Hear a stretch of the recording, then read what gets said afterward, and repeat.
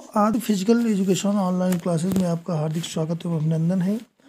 जैसा कि हम आज शारीरिक शिक्षा में पढ़ रहे हैं पेशीय संस्थान मस्कुलर सिस्टम।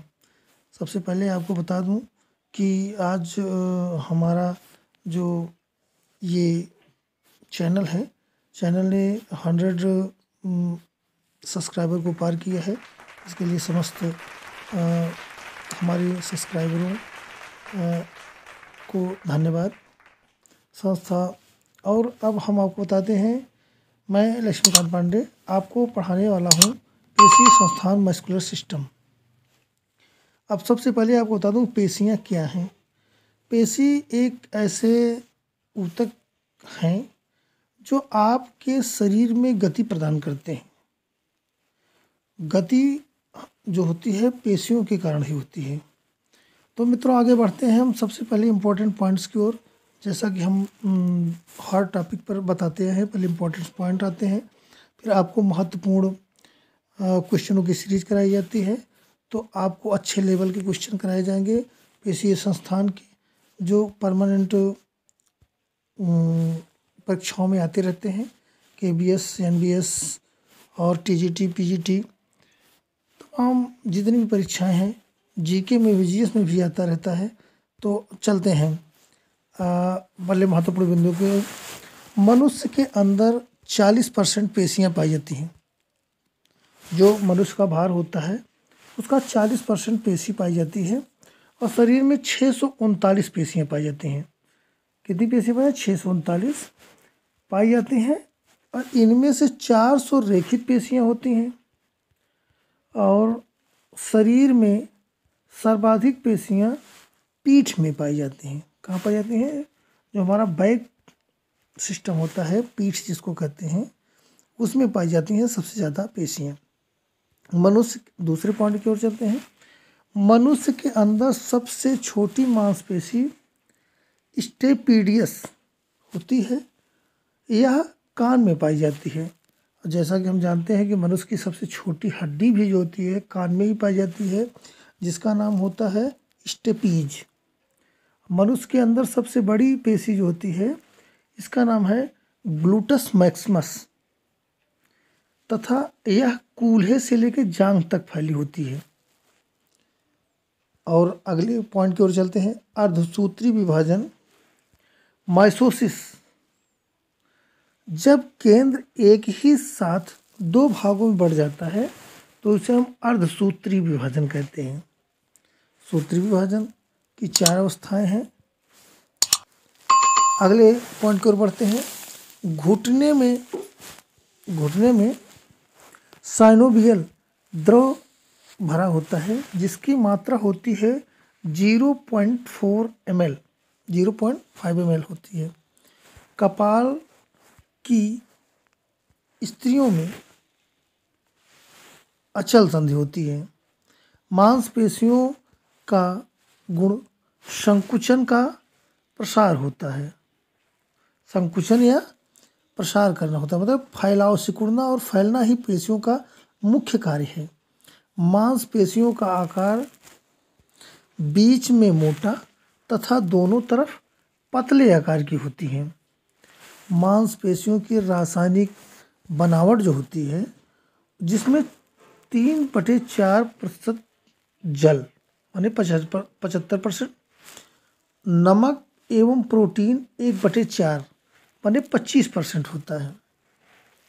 मनुष्य में मांसपेशियों की संख्या 450/380 बाह्य तथा 70 आंतरिक होता है। मांसपेशियाँ तीन प्रकार की होती हैं।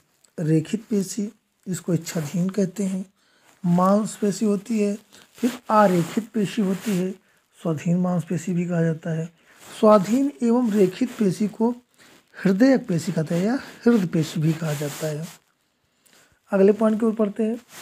मृत्यु के बाद क्या कारण है? एक प्रश्न आता है, बहुत बार आ चुका है कि मृत्यु के बाद जो मनुष्य का शरीर होता है या किसी भी जीव का शरीर होता है वो कड़ा क्यों हो जाता है?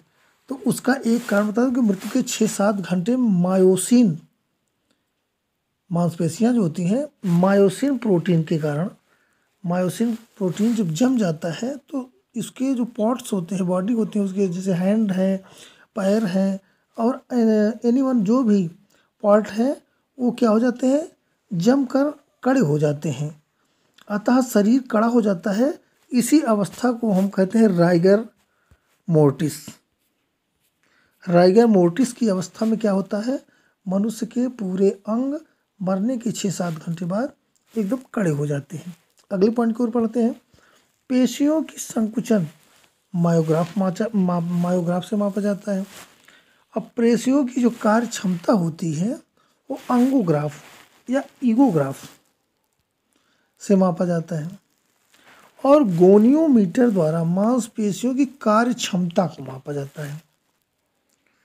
अगले पॉइंट को बोलते हैं। चूल एवं कब्जेदार संधि कोहनी, घुटना, जबड़ा, अंगुलियों के जोड़ों में होता है। अंगुलियों की मित्रों अगले पॉइंट की ओर पढ़ते हैं। गोनियोमीटर द्वारा मांसपेशियों की कार्य क्षमता का मापा जाता है। यार कार्य क्षमता का मापक के अंदर जो गोनियोमीटर होता है इसमें मांसपेशियों की कार्य क्षमता का को नापा जाता है। चूल एवं कब्जेदार संधि कोहनी, घुटना, जबड़ा, उंगलियों के जोड़ों से में यह 180 डिग्री घूमती है। कीलदार संधि, कीलदार संधि क्या है? कीलदार संधि गर्दन एवं कोहनी में पाई जाती है। फिसलने वाली संधि इसको हम कहते हैं रेडियस अनला, टीबियो फिबुला में पाई जाती है। और मांसपेशियों का गुण संकुचन एवं प्रसार है, जैसा कि मैं पहले भी बता चुका हूँ। अगले क्वेश्चन की ओर हम बढ़ते हैं। ये क्वेश्चन दोबारा रिपीट हो गया। चूल एवं कब्जे कोहनी, घुटना, उंगलियों के द्वारा पाया जाता है। तो ये क्वेश्चन रिपीट हो गया है। चलिए ये हो गया। अब हम आपको बहुविकल्पी प्रश्नों की ओर ले चलते हैं जो कि हमारे ये टॉपिक के महत्वपूर्ण पार्ट्स हैं। तो हम बताते हैं क्वेश्चन नंबर 159 169। उस वैज्ञानिक का नाम बताइए जिसने हार्मोन शब्द का प्रयोग किया था। बैलिस, रकौली, स्टार्लिंग और हैरिस। तो हम आपको बता दें जो स्टार्लिंग है इन्होंने सबसे पहले हार्मोन्स की बात कही थी। ये क्वेश्चन नंबर सी सही है। और अगले क्वेश्चन की ओर बढ़ते हैं। ये गड़बड़ हो गया है, 160 होना चाहिए था, 60 हो गया है। नेत्र में कितने श्याणु पाए जाते हैं? क्या होता है नेत्र में कितने श्याणु पाए जाते हैं? 3, 4, 5, 6। तो आपको बताते हैं विकल्प नंबर डी सही है, 6। फिर आता है रेक्टिव पेशी का संबंध किससे है? रेक्टिव पेशी का संबंध किससे है?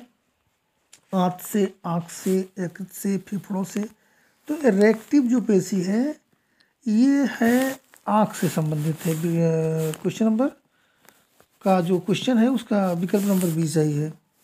पीत बिंदु का संबंध किससे है? त्वचा से है, कान से है, यकृत से है, नेत्र से है। तो आपको बता दें त्वचा जो है शरीर का बाह्य आवरण है, कान जो है सुनने के काम आता है, यकृत से हमारी जो ये डाइजेस्टिव सिस्टम है उसमें काम करता है। नेत्र ही ऐसा है जो रेक्ट पीत बिंदु संबंधित है। कान में कितने भाग होते हैं? 2 हैं, 3 हैं, 4 हैं, 5 हैं। तो आपको बता दूं कि जो कान होता है इसमें 3 भाग पाए जाते हैं। विकल्प नंबर बी सही है। अगले क्वेश्चन की ओर बढ़ते हैं। नेहाई और रकाब हड्डी शरीर में कहाँ पाई जाती है? नाक में, उंगलियों में, टखने में, कान में। तो ये पाई जाती है कान में। विकल्प नंबर डी सही है। अगले क्वेश्चन की ओर बढ़ते हैं हम। कोहनी और घुटने के जोड़ों को मोड़ने को क्या कहते हैं? Action, flexion, abduction, extension. तो आपको कहते हैं फ्लेक्शन कहते हैं इसको। विकल्प नंबर बी सही है। जोड़ पर कार्य करने वाली अस्थियों को एक दूसरे से दूर ले जाने को क्या कहते हैं? एक्टेशन, डिप्रेशन, रोटेशन, एबडक्शन। तो आपको बता दें विकल्प नंबर ए सही है, एक्सटेंशन। अब आता है एबडक्शन का अर्थ क्या है? हाथ को पैर की मध्य रेखा से दूर ले जाना, जो हाथ कंधे की रेखा में उठा है उसको शरीर के निकट लाना, हाथ को मोड़ना, इसमें से कोई नहीं। तो आपको बता दें विकल्प नंबर बी सही है, जो हाथ कंधे की रेखा से उठा है उसको शरीर के निकट लाना। रोटेशन माने इसको हिंदी में घुमाव करते हैं। वर्टिकल एक्सिपर किसी जोड़ पर का दाएं बाएं घूमना, हाथ को ऊपर से नीचे करना, कंधे को वृत्ताकार घुमाना और कोहनी को मोड़ना। तो आपको विकल्प नंबर बी ए सही है, वर्टिकल एक्सपेंजर किसी मोड़ को दाएं और बाएं घुमाना जो होता है रोटेशन है कहलाता है। कंधे की जोड़ पर पूरे हाथ की होने वाली वृत्ताकार हलचल को क्या कहते हैं? इलेक्शन, सर्कमडक्शन, डिप्रेशन और रोटेशन। तो आपको बता दूं विकल्प नंबर बी सही है इसमें। अगले क्वेश्चन को हम बढ़ते हैं। हाथ को आगे से ऊपर उठाने को क्या कहते हैं? इलेवेशन, रोटेशन और डिप्रेशन और प्रोनेशन। तो आपको बता दूं कि विकल्प नंबर ए सही है, इलेवेशन। ऊपर उठे हाथ को सामने से नीचे लाने को क्या कहते हैं? Elevation, pronation, depression, rotation. तो इसको कहते हैं डिप्रेशन। विकल्प नंबर सी सही है। अगले क्वेश्चन को बढ़ते हैं। कोहनी के जोड़ को मोड़कर हथेली को जमीन की ओर करना क्या है? Supination, pronation, inversion, evolution. तो आपको बता दो विकल्प नंबर बी सही है, प्रोनेशन। डोमी फ्लेक्सेशन शरीर के किस जोड़ पर होने वाली क्रिया है? घुटना पर, कोहनी पर, एंकल पर, शोल्डर पर। तो यह है विकल्प नंबर सी, एंकल पर। अगले क्वेश्चन की ओर बढ़ते हैं। डोर्सी फ्लेक्शन में पैर के पंजे की स्थिति क्या होती है? पंजा जमीन पर रहेगा, पंजा और एड़ी हवा में रहेंगे, पंजा हिप की तरफ रहेगा, एड़ी जमीन की ओर और पंजा ऊपर की ओर उठा रहेगा। तो आपको बता दो विकल्प नंबर डी सही है, एड़ी जमीन की ओर रहेगी और पंजा ऊपर की ओर उठा रहेगा। अगले क्वेश्चन को बढ़ते हैं। इन्वर्शन किस जोड़ पर होने वाली क्रिया है? एंकल पर, घुटना पर, गर्दन पर, कंधा पर। तो विकल्प नंबर ए सही है, एंकल पर। अगले क्वेश्चन की ओर बढ़ते हैं हम। पैर के पंजे को बाहर की ओर घुमाना और पैर का अंगूठा जमीन के ऊपर हो, उंगलियों जमीन की तरफ झुकी हो, इसे क्या कहते हैं? इवर्सन कहते हैं, इन्वर्सन कहते हैं, डोर्सिफ्लेक्शन कहते हैं, सुपरिनेशन कहते हैं। तो इसको हम कहते हैं विकल्प number B, inversion. Question number 177 की ओर हम बढ़ते हैं। वह कौन सी प्लेन है जो शरीर को दो बराबर भागों में सामने से पीछे की ओर जाने से दाएं और बाएं के हिस्सों में बांटती है? Horizontal plane, frontal plane, surgical plane और इसमें से कोई नहीं। तो ये है सजिटल प्लेन। कौन सा है? सजिटल प्लेन। विकल्प नंबर सी सही है। कमर से ऊपर और कमर से नीचे बराबर भागों में बांटने वाली कौन सी प्लेन है? हॉरिजॉन्टल प्लेन है, फ्रंटल प्लेन है, सजिटल प्लेन है और इसमें से कोई नहीं। तो आपको बता दो ये विकल्प नंबर ए सही है, हॉरिजॉन्टल प्लेन है। फ्रंटल एक्सिस के ऊपर और सजिटल प्लेन के कौन सी हरकतें होती हैं? फ्लेक्शन, इरेक्शन, एबडक्शन या एडक्शन, हाइपर्सन, एक्सिटेशन, रोटेशन। तो इसमें बता दूं विकल्प नंबर डी सही है, फ्लेक्शन, एक्सटेंशन, हाइपर और एडक्शन। वर्टिकल, अगले क्वेश्चन को बढ़ते हैं। वर्टिकल एडजेक्टिव, वर्टिकल एडजेक्टिव पर हॉरिजेंटल प्लेन में कौन सी क्रिया होती है? तो विकल्प नंबर सी सही है, रोटेशन, इन्वर्टेशन और आउटपाइसन। अगले क्वेश्चन को बढ़ते हैं। सर्जिकल एक्टिव और फ्रंटल प्लेन में कौन सी क्रिया होती है?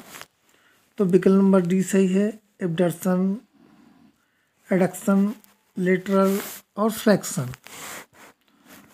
अगले क्वेश्चन की ओर बढ़ते हैं। मानव शरीर में सर्वाधिक किस श्रेणी में उत्तोलक होते हैं?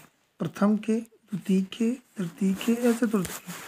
तो इनके कहने का मतलब है कि जो हमारे शरीर में उत्तोलक काम करते हैं सबसे ज़्यादा किस श्रेणी के पाए जाते हैं? तो आपको बता दूं कि विकल्प नंबर इसमें जो है बी सही है, तृतीय प्रकार के उत्तोलक। जो तृतीय उत्तोलक होता है वो सबसे ज़्यादा पाया जाता है शरीर के अंदर।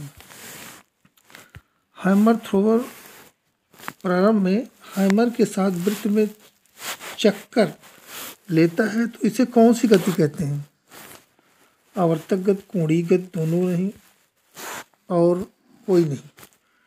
तो आपको बता दें ये आवर्तक गति कहलाती है। कौन सी कहलाती है? विकल्प नंबर ए, आवर्तक गति है। क्वेश्चन नंबर आपको 84 देखते हैं। यदि कोई खिलाड़ी चलता है तो चलते समय हाथ और पैर में होने वाली क्रिया में कौन सी गति होती है? आवर्तक गति, कोणीय गति, प्रयुक्त और इसमें से कोई नहीं। तो आपको बता दूं इसमें कोणीय गति होती है। कौन सी गति होती है? कोणीय, विकल्प नंबर बी। और इस सीरीज का अंतिम क्वेश्चन जो हम आपको बताने वाले हैं कि सिंगल बार पर खिलाड़ी झूमता है या किसी प्रकार की गति है, परावर्ती गति है, प्रक्षेप गति है, कोणीय गति है और दोलन गति है। तो आपको बता दूं कि जब कोई झूलना होता है तो वो एक एंगल पर बंधा रहता है, तो एक तरफ जाता है फिर दूसरी तरफ उतनी ही रोटेशन होता है, इसे हम कहते हैं दोलन गति। कौन सा विकल्प सही है? दोलन। दोलन मतलब एक ही टाइम पर दो आए और जाए उसी स्थान पर, तो इसे हम कहते हैं दोलन गति। मित्रों, आज की सीरीज का ये अंतिम क्वेश्चन था और हम ये कहेंगे कि आप वीडियो को अंत तक देखें और लाइक, शेयर, सब्सक्राइब करना ना भूलें। और जय हिंद, शुभ रात्रि, बाय बाय।